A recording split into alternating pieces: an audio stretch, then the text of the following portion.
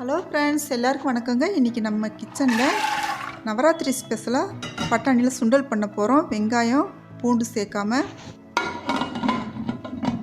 இப்போ குக்கர் மூடி வச்சுக்கலாம். பட்டாணி சேர்த்துட்டு இப்போ வந்துட்டு இந்த துருவுறது வாங்கியிருக்கேங்க. இது வந்துட்டு 101 ரூபா தான், சரவணா ஸ்டோரில் வாங்கினது. மல்டி பர்பஸாக இருக்குது, நிறைய விதத்தில் இருக்குது பாருங்கள். சின்னதுல பெருசு வரைக்கும் இருக்குது. இப்போ இது வந்து பச்சி போடுறதுக்கு வாழைக்காய் அதெல்லாம் சீவிக்கலாம்.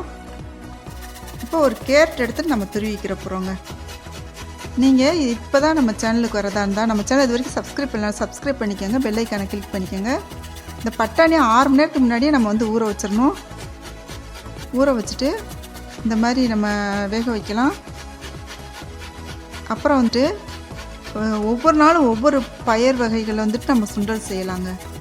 எந்த ஒரு இதுக்குமே ஒரு 6 மணி நேரம் ஊறினாலே நல்லா ஊறிடும், ஊற வச்சிட்டோம்னாக்க. இப்போ இந்த கேரட்டு மாங்காய் இதெல்லாமே நம்ம வந்து துருவி தான் சேர்த்துக்க போகிறோம். ஏன்னா நறுக்கி போட்டோன்னா அது தனித்தனியாக இருக்கிற மாதிரி இருக்கும். அதனால் வந்துட்டு நம்ம துருவி தான் சேர்த்துக்கிற போகிறோங்க. இப்போ ஒரு கேரட் ஃபுல்லாகவே நம்ம இது மாதிரி துருவி எடுத்துக்கலாம்.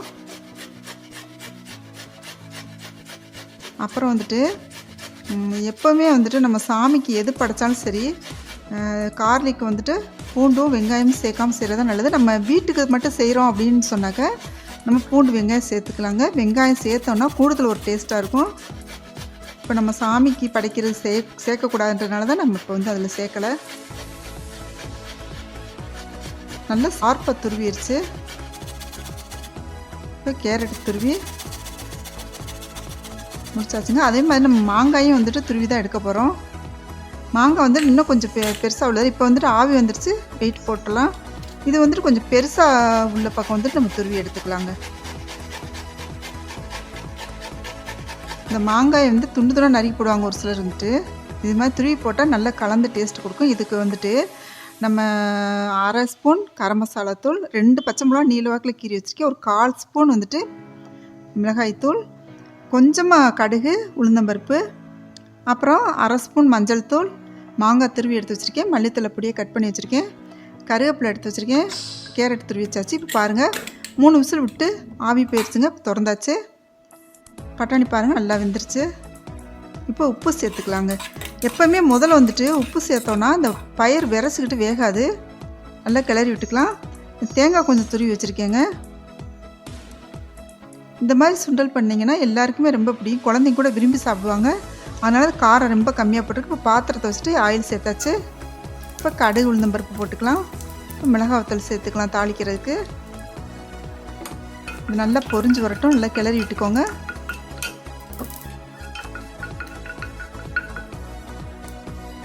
இப்போ வந்துட்டு நல்லா செவந்து வந்துருச்சு. இந்த டயத்தில் பச்சை மிளகா நீல வாக்கில் கீரை வச்சுருக்க எடுத்து போட்டுக்கலாம். பொடியாக கட் பண்ணாமல் இந்த மாதிரி கட் பண்ணால் இப்போ கருவேப்பிலை சேர்த்துக்கலாம். வேணான்னா தூக்கி தனியாக வச்சிடலாம் இல்லையா, அதனால தான். இப்போ பட்டாணி சேர்த்தாச்சு. பட்டாணி சேர்த்துட்டு நல்லா கிளறி விட்டுக்கோங்க. அந்த ஈரப்பதம் வத்துற அளவுக்கு நல்லா கிளறி விட்டுக்கோங்க. இப்போ மிளகாய்த்தூள் சேர்த்துக்கலாம். இது காரமெல்லாம் இருக்காதுங்க, ஆனால் மசாலா வாசனை நல்லா டேஸ்ட்டாக இருக்கும். இப்போ மஞ்சள் பொடி, இப்போ கரம் மசாலா தூள் சேர்த்துக்கலாம். எல்லாமே கலந்து புளிப்பு காரம் உப்பு எல்லாமே கலந்து நல்ல டேஸ்ட்டில் இருக்குங்க இந்த சுண்டல் வந்துட்டு. நல்லா கலந்து விட்டாச்சு.